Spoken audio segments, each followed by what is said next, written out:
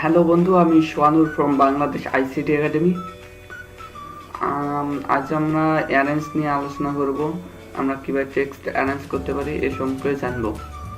আমি প্রথমে কিছু টেক্সট নিব। অবশ্যই আমাদের টেক্সটগুলোকে টেক্সট বক্সে নিতে হবে, নর্মাল টেক্সটে হবে না। সেজন্য প্রথমে আমরা এখানে আমি কিছু টেক্সট নিব, কপি করলাম এবং এখান থেকে সেই ইনসাইড থেকে আমি শেপ থেকে এনে টেক্সট বক্সে এখানে পেস্ট করে দিলাম।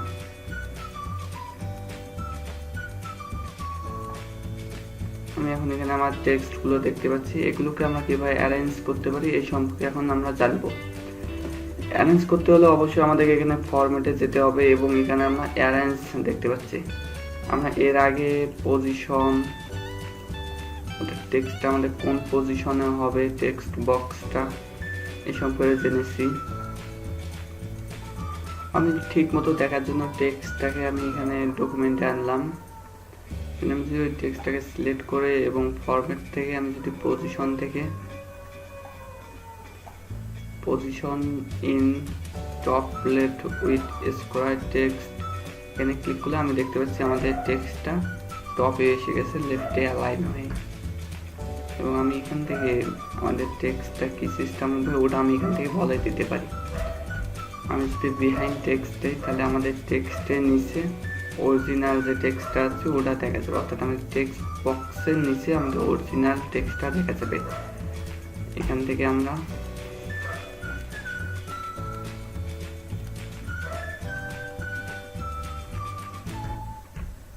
এখানে অপশনগুলো সম্পর্কে আমরা আগে প্রথমে থেকে ভিডিওটা দেখেছি, সো আমি ডিসক্রিপশনে লিঙ্ক দেবো, ওখান থেকে তোমরা দেখতে পারো এবং চাইলে আমাদের কোর্সটা কমপ্লিট করতে পারো যদি তুমি নতুন হও।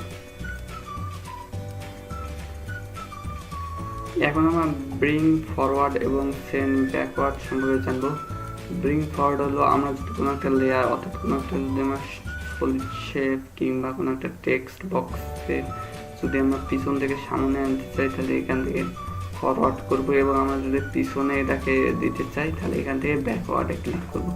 এটা হলো সিলেকশন প্যানেল, অর্থাৎ আমাদের যেসব লেয়ার আছে ওইসব এখানে আমরা দেখতে পারবো এবং আমরা চলে হাইড করে রাখতে পারবো। আমরা এখান থেকে টেক্সট বক্সের সাইজ কম বেশি করতে পারি, আমরা হাইটটা কম বেশি করতে পারি, ওয়াইডটা কম বেশি করতে পারি।